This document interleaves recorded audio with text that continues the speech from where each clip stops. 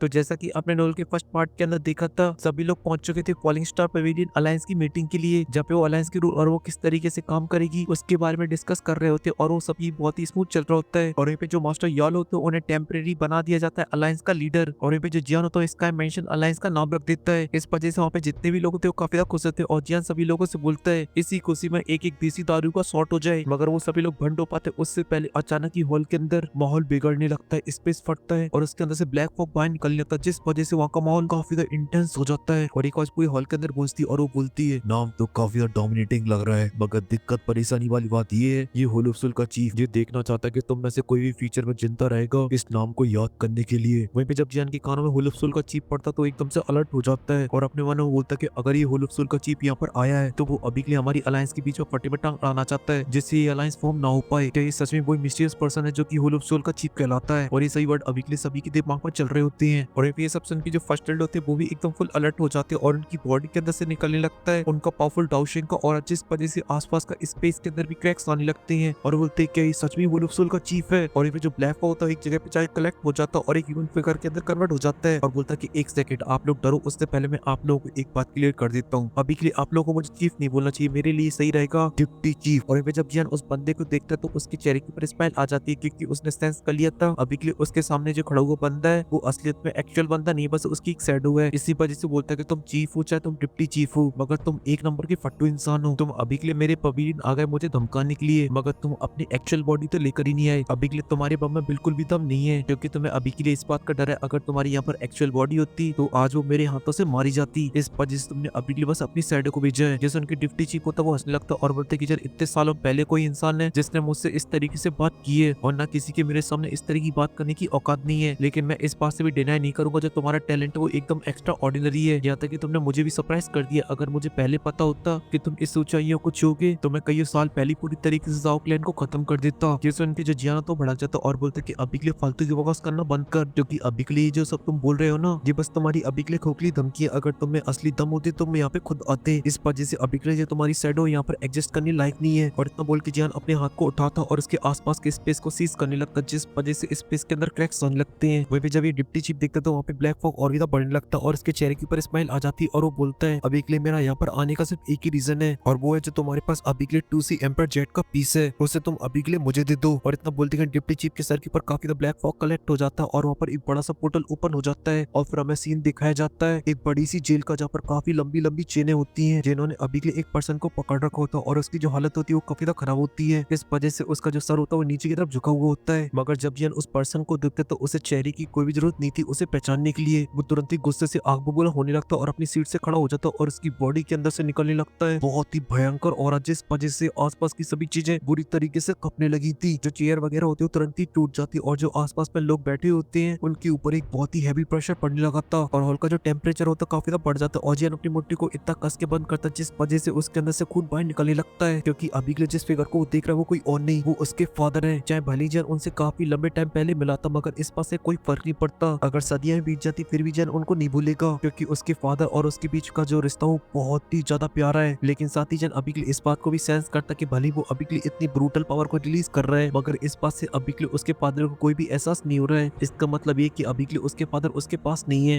ये बस deputy chief अभी के लिए बस इमेज दिखा रहा है। वहीं पे सब देख के जो डिप्टी चीफ होता है उसके चेहरे के ऊपर स्माइल आ जाती और बोलते कि जियान अभी के लिए 2C एम्बर जेट पीस मुझे दे दे वरना नेक्स्ट ईयर तेरे फादर की डेथ एनिवर्सरी मनाई जाएगी। वहीं पे सब सुन के जो जियान था वो अभी के लिए पूरी तरीके से ऑलरेडी पागल हो चुका होता है, उसका गुस्सा और भी ज्यादा बढ़ता जा रहा था और उसके हाथों से जो अभी के लिए खून टपक रहा होता है वो और भी ज्यादा बढ़ जाता है। वो ऑलमोस्ट अपने आपे को खोने के आधार पे पहुंच चुका था मगर मास्टर उसे समझा रहे थे, मगर जो जियान था वो अभी के लिए बस डिप्टी चीफ के 100 टुकड़े करना चाहता था। मगर तभी मास्टर जियान के पास आते और उसके हाथ को पकड़ते और बोलते जियान प्लीज शांत हो जाओ। और जब जियान मास्टर के चेहरे को देखते तो उसका जो गुस्सा होता शांत होने लगता और फिर से अपने नॉर्मल रूप के अंदर आ जाता है। ये देख के जो डिप्टी चीफ होता वो थोड़ा सा निराश हो जाता और जियान से बोलते कि जियान जल्दी से वो 2C एम्बर जेट पीस मुझे दे दो। ये सुन के जो जियान तो बहुत ही काम तरीके से जवाब देता और बोलता है तुझे अभी के लिए मेरे चेहरे पे अभी के लिए सी दिखाई दे रहा है क्या लिखा हुआ? अगर ये 2C एम्पर जेट का पीस मैंने अगर तुम्हें दे दिया ना तो फिर जो मेरे फादर की लाइफ वो बहुत ही जल्दी खत्म हो जाएगी, इस वजह से तुम अभी के लिए इसके बारे में तो भूल ही जाओ। अगर तुम्हें ये चाहिए तो फिर तुम्हें मेरे फादर को मेरे पास लाना होगा और साथ ही इस जेट पीस के अंदर मेरी फादर की सोल एनर्जी है, इस वजह से अगर इसमें से पता चला कि वो सोल एनर्जी बंद हो गई है तो फिर तुम इस जेट पीस को भूल जाना, क्योंकि इसे मैं दे दूंगा गू क्लैन को और फिर इसके बाद ये तुम्हें बस सपने में मिल सकता है। ये सब सुन के डिप्टी चीफ की भी हवा चेंज हो जाती है और वो गुस्से से चिल्लाते हुए बोलता है, क्या तुम अभी के लिए बस एक मामूली से जेट की पीस के चक्कर में अपने फादर को मरवाना चाहते हो? ये सुनते ही जियान के चेहरे के ऊपर स्माइल आ जाती, क्योंकि उसे भले ही अभी के लिए ये नहीं पता ये 2C एम्पर जेट का पीस कितना ज्यादा वैल्यूएबल है, मगर इतना तो पता ही होलोप सोल की जान से भी ज्यादा कीमती है। इस वजह से इन कुत्तों को तो ये नहीं देना है अभी, जब तक उसके फादर की लाइफ सिक्योर नहीं हो जाती है, क्योंकि अगर ये उनके हाथ में लग जाता तो उसका मतलब ये कि उसके फादर का भी गेम बच जाएगा। वही पे सब सुन के डिप्टी चीफ हंसने लगता और बोलता कि जैसा कि फर्स्ट आंसर ने तुम्हारे बारे में बोला था, तो वैसे एकदम रूटलेस इंसान हो, तुम इतनी आसानी से भावनाओं में नहीं बहते हो, इस वजह से तुम्हें भड़काने वाली जो ट्रिक्स है वो काम नहीं करेंगी। लेकिन तभी जो जियान होता बोलता है, अगर तुम यहाँ पर अपनी एक्चुअल बॉडी को नहीं लाने वाले हो तो फिर तुम्हें यहाँ रुकने की कोई जरूरत नहीं है, यहाँ से नोद वगैरह हो लो। ये सुनकर डिप्टी चीफ बोलता है, ताऊ थोड़ा सा थम जा, अभी के लिए तुम्हें इतना ज्यादा हवा में उड़ने की कोई जरूरत नहीं है। अली ये तुम्हारी जो फालतू की अलायंस बन चुकी है, इससे तुम अभी के लिए अपने आप को बहुत बड़ी तोप समझ रहे हो, तो फिर तुम्हें अभी के लिए हमारी होलोप सोल की असली स्ट्रेंथ के बारे में नहीं पता है। अगर अभी के लिए हम लोगों ने तुम्हें दिखा दी ना तो तेरे पैरों तले जमीन खिसक जाएगी, और अलायंस का जो अभी के लिए चूरन सभी लोगों को चटा रहा है ना, वो तेरी जी में घुस जाएगा। इसलिए जितनी औकात है उतना बच, ज्यादा मत बच। और साढ़े तू पिल टावर, हमारा होलोप सोल तुम्हें थोड़ी बहुत इज्जत देता था, हम सोचते थे अच्छे लोग हैं, इनको रहने दो, इनको हवा में उड़ने दो, मगर अब ये तुम जो फालतू के एक्शन ले रहे हो ना, अब जो हम तुम्हारे साथ करने वाले बम्बू में तंबू डाल के ना, अब तुम वो सोच भी नहीं सकते हो। अब तुम जल्दी से तैयार हो जाओ पूरी तरीके से खत्म होने के लिए। और तुम फ्लावर सेक और बर्निंग फ्लेम वैली, तुम तो हमारे सामने ना 3 में ना 13 में, अगर तुम अभी के लिए अलायंस के चक्कर में पड़े ना, तो मैंने तुम लोगों की तो मदरबोर्ड बनानी है, क्योंकि तुम लोगों को तो पता भी नहीं चलेगा कि तुम्हारे साथ क्या हुआ, तुम्हारा पूरा सेक कुछ ही पल के अंदर ही पूरी तरीके से खत्म हो जाएगा। लेकिन वहीं पे ये सब सुन के जो फर्स्ट एड होते हैं वो भी गुस्से में आ जाते और बोलते हैं, मित्र औकात में बहन का स्टॉक बना दूंगा, तुम लोग की अभी के लिए इतनी औकात नहीं है कि तुम अभी के लिए ऐसे सरिया में आके हम लोग को धमकी दे पाओ। और ये पे जो फेरिकन हरुआ ये होते हैं उनकी भी आईब्रोज एकदम शार्प हो जाती है, मगर वो अभी के लिए ज्यादा कुछ बोलते नहीं है। और यहाँ पे होलोप सोल के डिप्टी चीफ को भी समझ में आ जाता है कि ये लोग अभी के लिए धमकी से नहीं डरने वाले हैं। और यहाँ पे जो जियान होता है वो अपनी हेवली फ्लेम को एक्टिवेट करने लगता और बोलता है, अभी के लिए तू यहाँ से दफा हो जा, और होलोप सोल का चीफ है, जो डीप है, बीप है, सबको बता दियो, मैं किसी को भी जिंदा नहीं छोड़ूंगा, जो मेरे सामने आएगा उसे मार डालूंगा। और इतना बोलती है जो जियान होता है उस पूरे ब्लैक फॉग को जला डालता है और पूरी जगह को साफ कर देता है। मगर जब वो ब्लैक फॉग साफ हुआ तब हॉल के अंदर एक आवाज गूंजती रह गई थी हंसी की, और साथ ही वो बोल भी रही होती कि कल के पैदा हुए लड़के के अंदर कुछ ज्यादा ही घमंड है, और उसे लगता है कि वो अभी के लिए हमें टक्कर दे सकता है। शायद उसे ये नहीं पता है कि उनका एंसेस्टर जाओ जुआन, उसका भी हम लोगों ने तेल निकाल दिया था। इसलिए लड़के तुझे अभी के लिए अपनी औकात के अंदर रहना चाहिए, तेरी 1 स्टार डाउशिंग की बार हमारा कुछ भी नहीं बिगाड़ सकती है। अगर तू गलती से मेरे सामने टकरा गया ना तो मैं तेरी बॉडी से तेरी गर्दन बाहर निकाल के फेंक दूंगा। और इतना बोल के चला जाता है। जो मास्टर होते हैं वो बोलते हैं, आखिर होलोप सोल का हमारी अलायंस के बारे में कैसे पता चल गया, वरना वो अभी के लिए ऐसे धमकी वगैरह देने के लिए नहीं आते। मगर जियान को इन सभी चीजों की चिंता नहीं होती और बोलता कि अभी के लिए होलोप सोल हमारी अलायंस से डरता है, इस वजह से वो अभी के लिए हमारी अलायंस को तोड़ने के लिए यहाँ पर धमकी देने के लिए आया था। लेकिन अभी के लिए आप लोगों में से कोई इस डिप्टी चीफ के बारे में जानता है? जैसे उनके सभी लोग नामे नोट कर देते और जो फर्स्ट एड होते हैं बोलते हैं, अभी के लिए मैं इसे देखकर बता सकता हूँ ये हून क्लैन से आया है, ये होलोप सोल से नहीं है, और हून क्लैन के अंदर इस जैसे वॉरियर काफी सारे मिल जाएंगे। और ये बात करूँ मैं इसकी पावर की, तो इसका पावर लेवल डाउशिंग की 3 स्टार से ज्यादा नहीं होगा, क्योंकि अगर वो इससे ज्यादा पावरफुल होता तो फिर यहाँ पर उसका शैडो नहीं आता,